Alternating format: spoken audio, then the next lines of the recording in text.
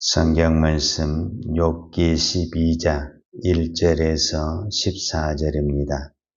욥이 대답하여 이르되 너희만 참으로 백성이로구나. 너희가 죽으면 지혜도 죽겠구나. 나도 너희같이 생각이 있어 너희만 못하지 아니하니 그 같은 일을 누가 알지 못하겠느냐. 하나님께서 불러아뢰어 들으심을 입은 내가 이웃에게 웃음거리가 되었으니 의롭고 온전한 자가 조롱거리가 되었구나. 평안한 자의 마음은 재앙을 멸시하나 재앙이 실족하는 자를 기다리는구나.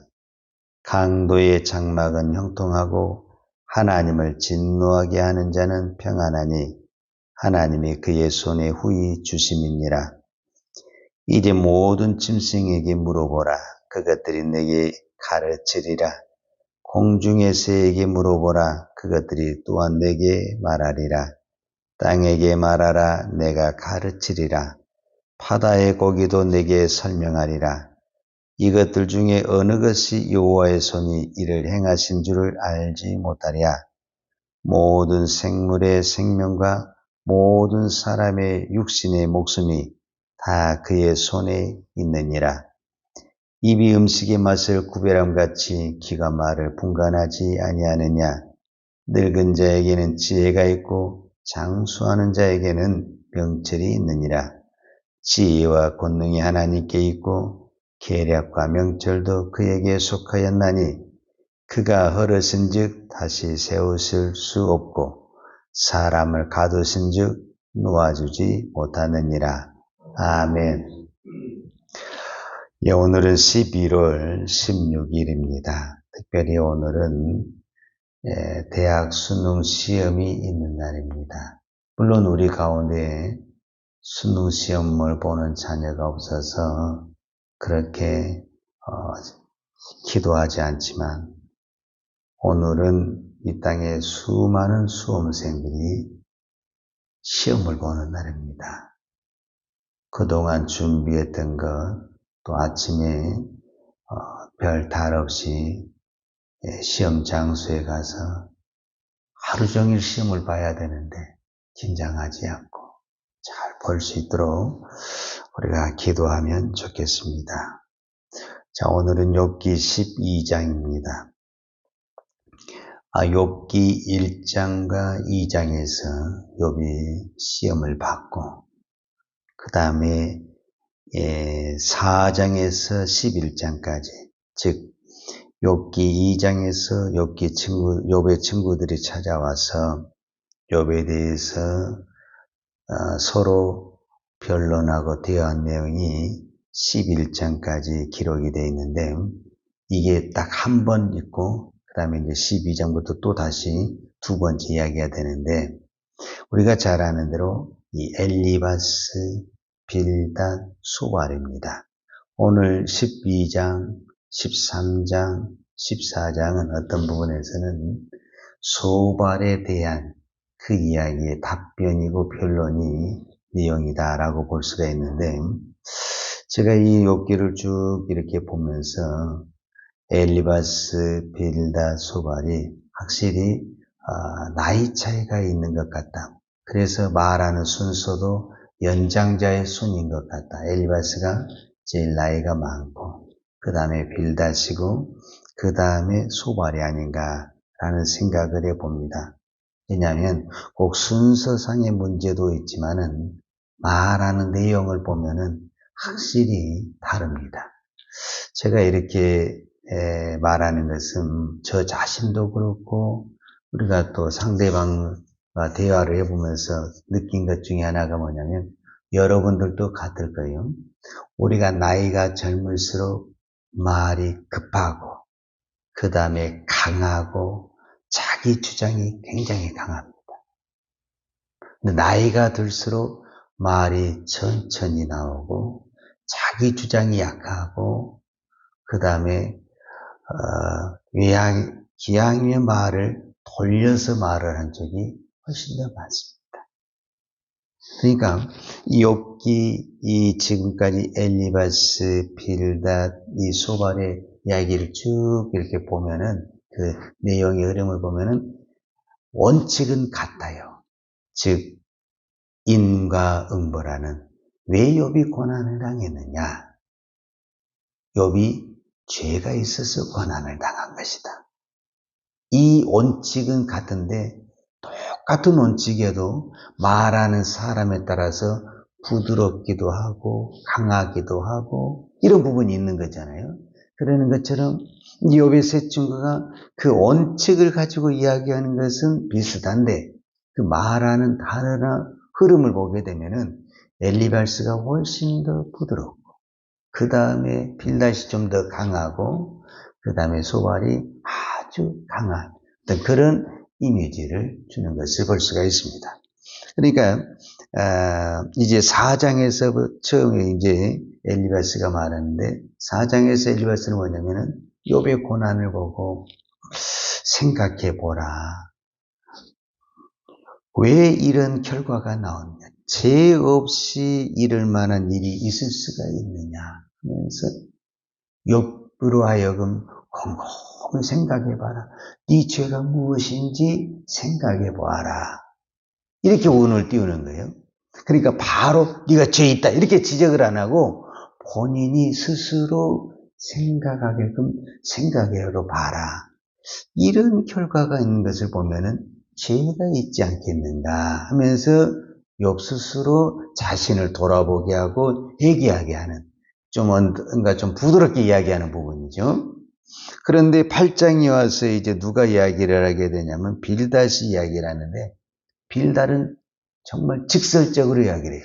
8장 4절에 보게 되면 내 자녀들이 죽기에 죄를 지었으므로 주께서 그들을 그 죄에 버려두셨나니 즉 이 말은 무슨 말이에요? 왜 네 자녀들이 죽었냐? 죄를 지어서 죽었다. 죄값으로 죽었다. 이렇게 이야기를 하는 거예요. 사실은 욥에게는 10명의 자녀가 있어요. 여러분 10명의 자녀가 한두 명이 죽은 것도 아니고 다 죽었어요. 그러면 10명의 자녀가 다 죽은 부모에게 네 죄값으로 자녀의 죄값으로 자녀들이 죄를 지었으므로 죽었다. 이렇게 말이 됩니까? 설령 그랬을지라도 말을 그렇게 하면 안 되는 거죠. 이거 너무 직설적인 거죠. 제가 봤을 때 이 빌닷이라는 사람은 아기를 안 키워봤나? 이런 생각이 들죠. 우리가 자녀를 키운 사람은요, 남의 자녀에 대해서 절대 함부로 말을 할 수가 없습니다. 왜냐하면 내 자녀도 잘한 게 없는데 뭐 남의 자녀를 누가 뭐라고 이야기를 할 수 있겠어요? 그럴 수가 없죠. 자, 그 다음에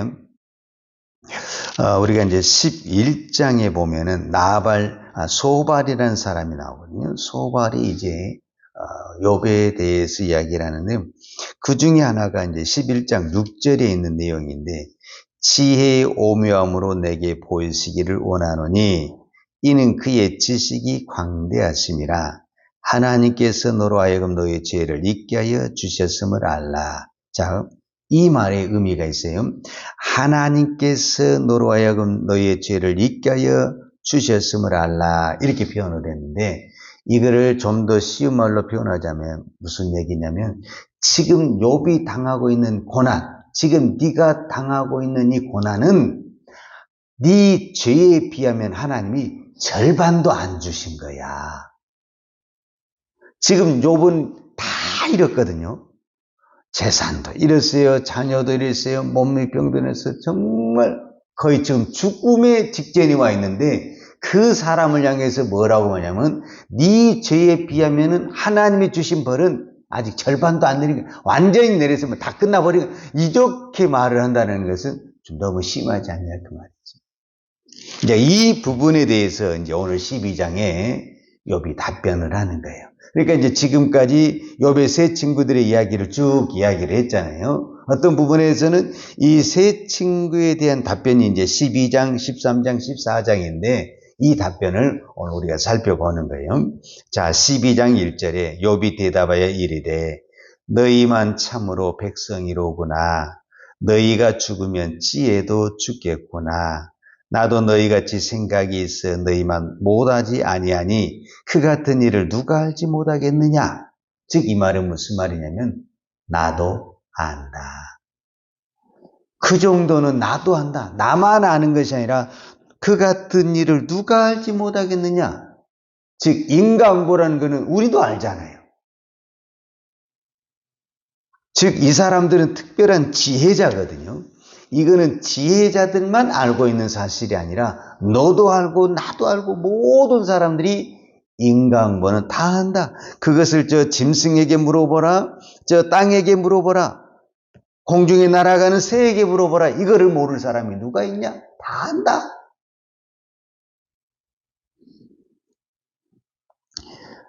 그런데 내가 묻고 싶은 것은 나는 너희들에게 이 결과를 묻고 싶은 것이 아니라 나는 하나님께 묻고 싶어서 말을 하는 것이다. 지금 그 이야기거든. 그래서 이 욥의 대답이 12장, 13장, 14장인데 이 14장까지 다 욥의 친구들에게 답변한 것이 아니라 13장으로 넘어가게 되면은 욥이 누구에게 이 부분을 따지게 되냐면은 하나님에게 우리가 말하자면 기도하는 겁니다. 하나님 이 이유가 뭡니까? 이 고난의 이유가 뭐고 나에게 하는 이 모든 질병의 원인이 무엇입니까? 이렇게 이야기를 하는 거예요. 그러면서 4절에 중요한 이야기를 해요. 무슨 이야기를 하냐면 하나님께 물어 아뢰어 들으심을 입은 내가 이웃에게 웃음거리가 되었으니 의롭고 온전한 자가 조롱거리가 되었구나. 평안한 자의 마음은 재앙을 멸시하나 재앙이 실족하는 자를 기다리는구나. 즉 이 말은 무슨 말이냐면 이렇게 하면 쉬워요. 나도 이 고난을 당하기 전에는 하나님께 기도하고 응답을 받은 사람이다. 그런데 이렇게 큰 고난이 와서 지금 기도하고 있는데 아직까지 그 부분에 대해서 욥은 뭐하냐? 응답을 못 받았어요. 이제 나중에 응답을 받아요. 나중에 이제 37장의 이하에 가게 되면은 하나님이 직접 욥에게 나타나서 응답하시고 말씀하시는 것을 보는데 지금 아직까지는 답이 없는 거예요. 그러니까 욥의 마음은 어떻게 했어요? 답답하죠, 사실은. 기도는 하고 있는데 답답하는 거예요. 전에는 내가 기도할 때 그렇게 응답을 받았는데 이 큰 고난에 대해서는 지금 답을 찾지 못하고 있는 거죠. 그런데 또 한 가지 이 여기 말은 또 무슨 말이냐면 나도 전에는 너희들과 똑같이 고난당한 사람이 있고 아픈 사람이 있고 힘든 사람이 있으면 다 나도 찾아가서 너희들처럼 이러고 그랬다. 너희들만 지금 그렇게 한 건 아니다. 근데 내가 지금 그보다 더 큰 고난을 당하고 보니까 그렇게 내가 이러했던 내가 고난을 당해보니까 생각이 달라지더라. 그 말이에요. 그러니까 지금 욥의 세 친구들은 무엇을 안 당해봤기 때문에 이렇게 말을 하냐라고 말을 했을 때 욥과 같은 고난을 당하지 않았기 때문에. 여러분 고난을 당한 사람은 정말 이 세 친구가 욥과 같은 고난을 당했다고 한다면 이렇게 말이 쉽게 나오겠습니까? 그럴 수가 없지요.